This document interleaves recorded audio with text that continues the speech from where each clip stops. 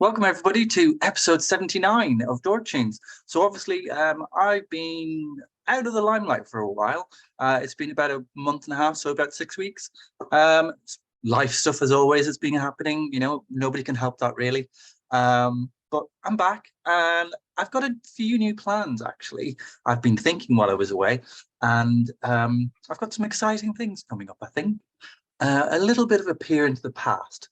That's all I'm going to say. So you'll just have to wait and see.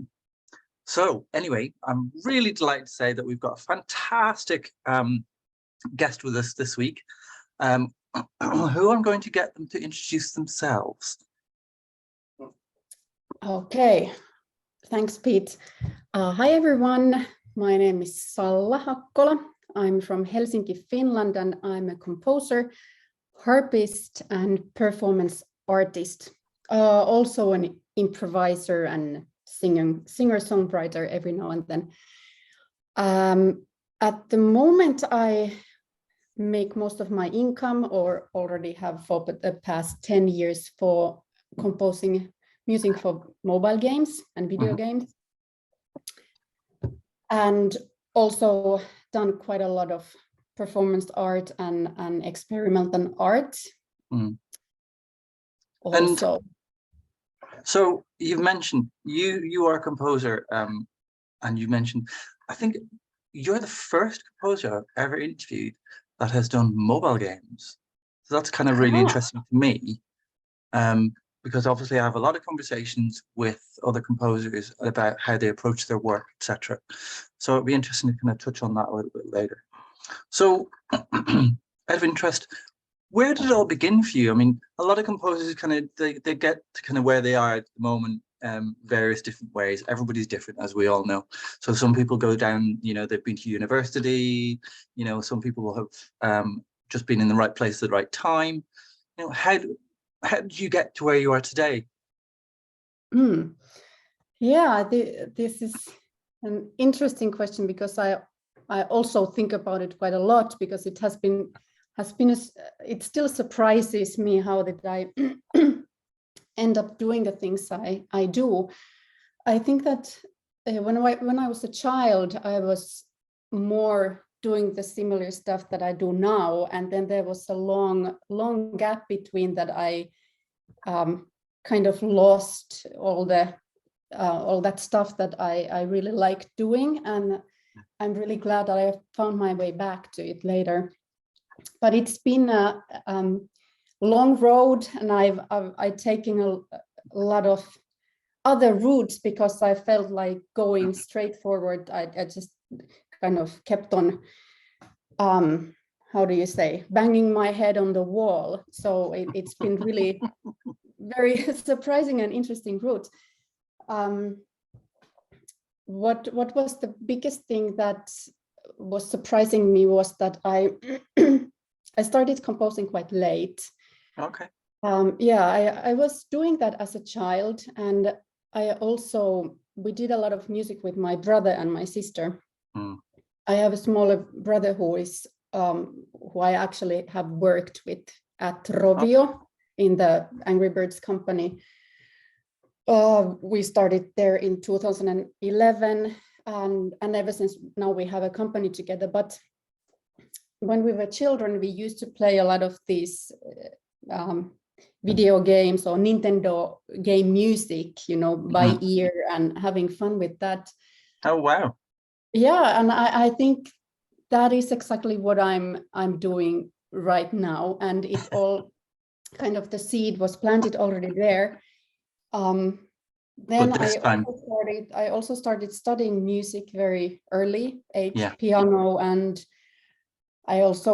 we had this special class in school, and then I was in music high school, and then I continued in university in Sibelius Academy in Finland, but I studied music education, because by that time when I started in my 20s, I had no idea I could actually do some music of my own.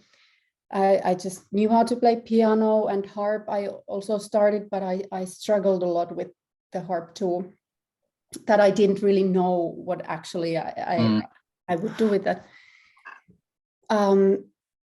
Yeah, so I have a very long history with like high level music education, so as to say, but yet it didn't really guide me to the right direction with producing some music of my own until I went to Mexico. This was in 2003, 2004, a very random jump suddenly from everything. And I was already coming to UK for an exchange year from my studies. But then I woke up one morning and I was like, no, I need to go to Mexico. Like, I really need to do that. I do have to ask, why Mexico?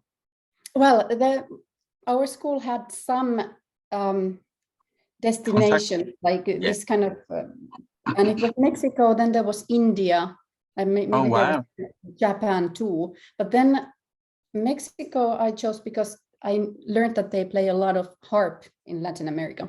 Okay. Yeah, so I mean, actually, harp is a national instrument in Venezuela. Oh, wow. They play a lot of different kind of harps in the Andes, the mountains in South America.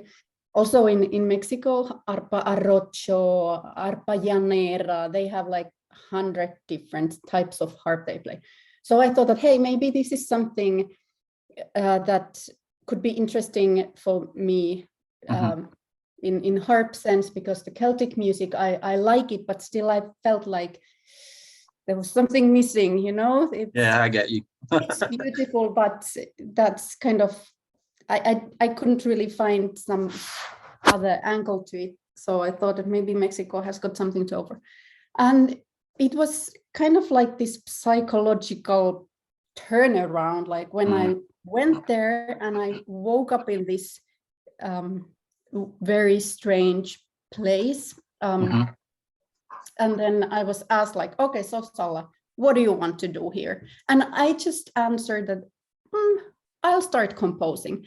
And I think that this kind of, the thing was just sleeping. It was just sleeping after these fun years when I was a child and I didn't care about anything, and we were having fun with my brother and I was making these tunes, and then it just like, I just kind of, it went to sleep, and then it needed some kind of awakening, up thing, and that was just to go to Mexico, and then like bling, okay, I might just as this is what I do now.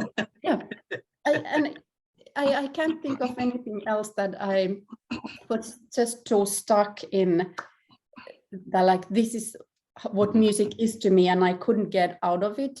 I'm like really critical, self-critical, and the step was just too big to make, and I needed this drastic change. And how long were you in Mexico? I was there for 1 year first, then I went for 7 months more. So I was living in Mexico City. And that year kind of changed everything. I started applying very different stuff to harp, which I do even still, like these techniques and different ways of playing. And then I started composing my own music.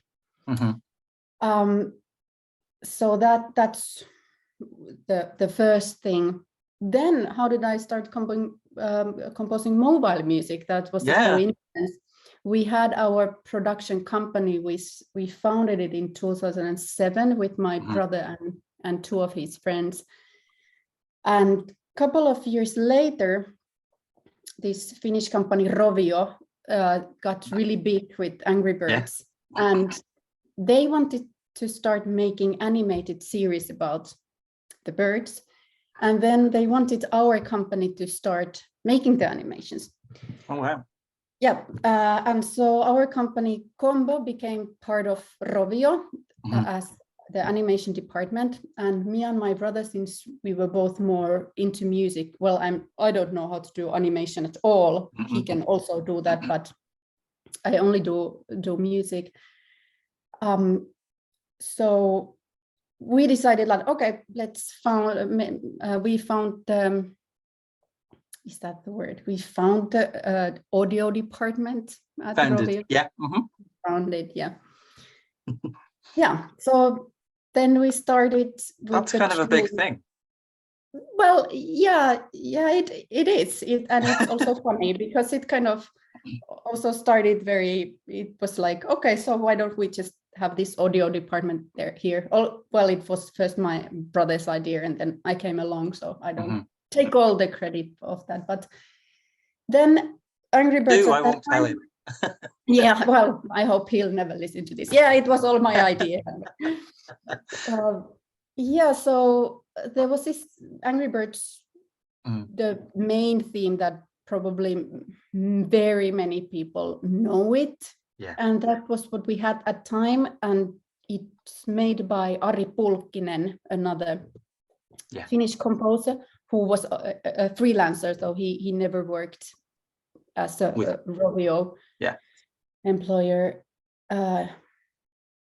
So yeah, we started amplifying from this tune and branding the Angry Birds music and, building the world around it. And yeah. That's where it began. Yes, that's where it began. And so, it was, yeah. I'd love to talk to you about what actually brought me to you. And it was the Merge Mansion album, the music for that. Honestly, it's some of the best music I have heard in years. No! So good. I was talking to Sam Hughes, who you know well, and I was saying to him how just absolutely really warm and inviting that it is, and it's almost like got a almost friendly tone. Thank you. It's not like honestly Angry Birds at all. I genuinely have listened to that non-stop over the last month or so. Oh no! Hey, it's in when I put. I'm so happy to hear this. When I put Spotify on, it's always like in my last played albums. Wow! Hey, thank you. Thanks for sharing this. No, it makes me really happy because I don't really I'm not so much in touch with people who listen to it or the players who listen to it, and some of the players don't, and so I'm always genuinely happy. I'm going to say this now. For those of you who've never heard of Merge Mansions, I would say pop it on Spotify, get it on your headphones, and you'll just love it. You fall in love with it as much as I will, guaranteed. So I'm really interested to know, because obviously you're the first kind of composer that I've spoken to really that's kind of done a lot of mobile gaming. Do you think it differs from when you're doing like a kind of AAA game, or in the way that you kind of approach it, or in how you kind of do your recordings or write for it? It does. It does. I've been thinking about it a lot myself. Like, what's the mobile thing really? Well, of course, mostly there are challenges in this sense that it's not always thought that mobile music should be really good, or the companies always take it for granted. And so that's like the first thing that you would have to convince or overcome this thing that well, actually you should have really good music, because there are like millions and millions people playing it. Because in AAA games, it's okay, there are also like a lot of people playing, but there are also you are only playing it, you only hear the music when you play it. Well, of course you can listen to the soundtrack, but it's a very specific moment. Yes. Also, not as many people play AAA games as play mobile games. For example, Merge Mansion, there are a lot of 60+ women who play Merge Mansion a lot, but not so many of this age group, or they don't play AAA games. So I think it's very delicious, because mobile is a device that you have it with you all the time, and you can go on and off the game very easily. So it's the place where you visit very often, and also the music, it repeats a lot. Of course, this is another issue, how to avoid that without having 2 hours of music in the game, but that's another thing. But anyhow, people are exposed to this music much more than they are exposed to AAA music. So this is one thing which I find very exciting and interesting, that actually there are a lot of possibilities in this, and this Absolutely. is why also the companies should pay much more attention to it. Definitely. It's like thinking just on the fly, really. One of the kind of standout kind of games over the last 10 years that has been hugely successful coming from mobile has been one like Monument Valley. Monument Valley was huge when it was out, and they've had a couple of games, even to the point now where you can actually buy the soundtrack on vinyl. Yeah. You know, that kind of jump for me is quite something, and I think that's really, really amazing. And it just shows that people kind of know what they like and they know what they want to listen to. So maybe one day we'll have Merge Mansions on vinyl. Yeah, I mean, of course, this would be awesome, and I really hope that I could somehow promote this thing, that the companies would kind of realize, and then these big companies, they also have money, so that's not a question. Like they could have much bigger budgets into it, and there could be all kind of artist collaborations, and you can build all kinds of pop-up windows, and you update the game all the time, which is also not the case in AAA games, that you have the game, it's like a book, that's it, you don't update it constantly. But with the mobile games, you can add music to it, you can take it away, it could be much more kind of like what you've done recently. You've done that yourself recently, because you've had the Merge Mansion and it's recently been Halloween, and you did that. Yeah, you know, that's amazing. And I think that's fantastic that people can do. They can on the fly kind of almost create something because of a particular time of year or an anniversary or something, and then go, right, okay, that's going in the game for this week, because it's, again, as you said, it's Halloween. So and that's a fantastic thing to be able to do. Yeah, I would imagine that you really kind of enjoy that freedom to be able to do that. Well, I enjoyed it because Sam is now working at Metacore as head of audio, so he gave me this freedom. He just got some ideas, and then I like jump into it right away, because I had made the previous soundtrack, so it was easy. I you know, that's, now I've created the world, so I can just take anything out of it what I want, and if somebody gives me free hands, then that's just like amazing, a lot of fun. And I think you can then hear it in the music as well, that I've enjoyed making it. Definitely, there's a lot of love and joy in that. One of the things I was going to ask you as well is, when you've completed a project like Merge Mansions, a lot of kind of composers will kind of go, right, okay, that's done, that's boxed off, do not want to listen to that again. You know, is that something that you do? And I know that we've spoken about kind of putting, you know, new music into it at particular times, but the actual, you know, the specific soundtrack, do you kind of go, I'm done, I can't listen to that, you know? Well, for some time, because it gets really intense towards when the recordings are approaching, and then really long days, and then I can't listen to it, because there's always something that that one pizzicato is too loud, and maybe we should have added more reverb or something, you know, and then I just have to let it go. But afterwards, I'm the composer who really loves the work. I mean, of course, there are some things that I don't listen to, but most of them, from the Rovio times and others, there's just some hilarious songs that I absolutely love. I mean, I still love them, even though not all of them are made as well as maybe I would do now, you know. But you know, everybody would do things differently. Of course, but no, it's really interesting. Happened so much that I still like listening to them. It's really interesting that you were saying that, you know, you listen to something and you think, would love to change that, but it's done now. You know, I was really lucky to be able to be in the same space with Gareth Coker when he was doing Ori and the Will of the Wisps. And it was really interesting to watch him because they were changing it literally on the fly. Because they had like huge textbook in front of them with all the music on it.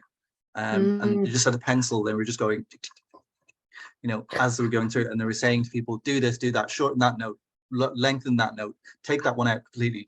You don't do, you know, and it was so interesting to watch. It was like a weird game of tennis. Yeah. But it was brilliant, you know, but I could never work that way in my own head, you know. I don't know how you all do it. I think it's a phenomenal thing that you have, the talent that you have to do what you do. It blows my mind how people can kind of go from one thing to the next, and they all sound so different, you know. But by Crazy. that time, when you're already in that point that you make decisions so fast, you've been spending so much time with the material that you know it, and also so many questions that at some there's this, you know, moment that it's just all like, okay, now it just comes together, and this is what I do, la la la la la. So I think that's normal in any creative process. How long did you spend with Merge Mansions altogether? I spent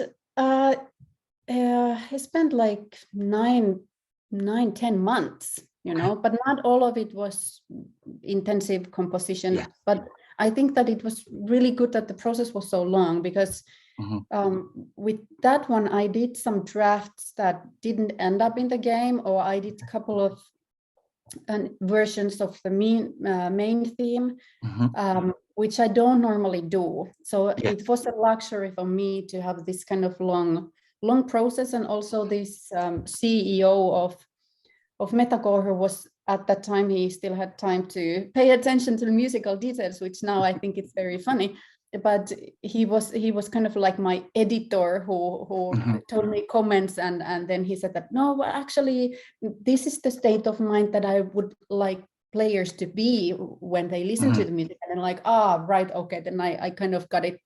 The focus was a little bit off, and then I thought about it differently, and then I made new music that was actually more to the point. You know, that's so strange that you said that, because I've just sent a message to a friend earlier on, Niels van der Lees, and it was basically about that, about composer, about not knowing exactly how something should sound, because you're not aware of the situation, the context almost of where it's going to be, what, you know, what part of the game is it, what are you trying to convey, who's talking, who's doing what, is there anything happening, is there a big battle scene, is it, you know, someone's death scene, so all that kind of stuff helps you kind of go, right, okay, so this is what we need to do. Yeah, exactly. And well, of course, in mobile games, it's often the case that they don't want very complicated implementation. So it's not so adaptive, the music, if at all, because mostly the companies, they don't have resources. So they are like, oh, we just want to put the tracks there, and then, you know, not anything that requires a lot of their time. And at that time, they still didn't have an audio person to do all that stuff. So that's why the tracks, it's not adaptive music, but I've anyhow made it in the way that you could listen to them many times, and they work nicely after one another, and they have motives and themes that come in different places, in different songs. And also how did it end up like it is now? It's a lot to do with the CEO of Mika Tommenkoski, who exactly, he said that this music needs to be cozy, it needs to be friendly, but it shouldn't be cheesy, and it has to be dramatic, but it not tragic, you know, not too dramatic. It just have to have just the perfect amount of drama to it. And this is where you get this feeling, and I was very careful about choosing the right harmonies and the pace and stuff, so to have the feeling what he was after. So it was really his idea more than mine, and I just tried to do what he was. I think it really worked, because I remember the first time I listened to the Merge Mansion soundtrack, I was really sad when it finished, so I just had to press play again. I literally listened to it twice on the way home on the bus. I was like, this is amazing. Oh my God. Yeah, I really liked it myself. And for me, like mobile games, they can often be they can look very simple, there are these characters that are 2D, and then they, and the world and the colors, maybe it's not, the game developers have a lot more in their minds. They can have like deep stories and stuff, but it's not also visible in the game. So I think that what mobile game music, the music does is actually, that's the depth of it. That's the soul that you can't really maybe express in the mobile game, what you can do in AAA games, because they have much more fantastic, graphics and screens and everything.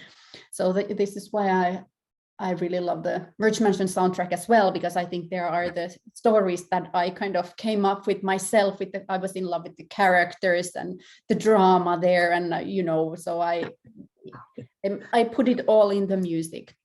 Super. So I'm going to ask you a question. You don't have to answer it. If you can, you cannot. I understand. We totally get this. I know the magic words NDA. Yeah. So what's next? Or what would you like to do? Well, I can say that I am, because this is not an upcoming game, it's a game that already exists, the Clash of Clans by Supercell. So I've been making update music for different sceneries there. And these sceneries already also exist, so no problem with the NDA here. But the future projects that are now bubbling under there, then these I cannot talk about. But that's the only project I can say that I'm working on that. I have a final question for you. Over the last 10-15 years, is there a soundtrack from a game, be it mobile or not, that you go back to and you think, wow? Yes, definitely. Paul Antonio Romero, the Heroes of Might and Magic. I think it was number 2 that there had this barbarian theme in the barbarian city, and it's mind-blowing. There's the melody that is sang by, I think they use German in it, and it's sang by this opera singer.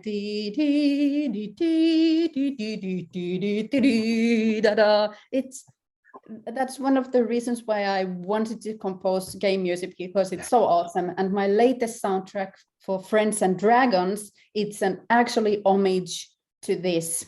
Oh wow! That's also on Spotify, so have a listen to it tomorrow. Paul Antonio Romero.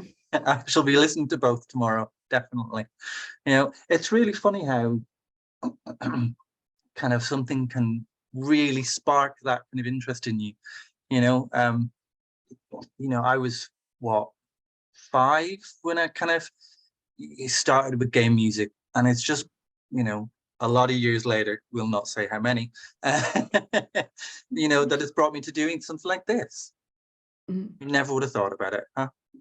Yeah, but that's the best thing in life. I think that you don't really, you are heading, I'm heading somewhere, but I'm all the time very open to, what might happen, and this is the best thing, that it kind of takes very creative solutions and takes this, turns life that I don't really have any control over. And, that's fantastic. I really love it.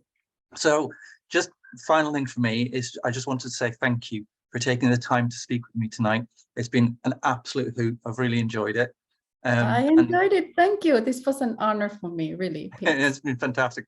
And fingers crossed for that vinyl release. Yes.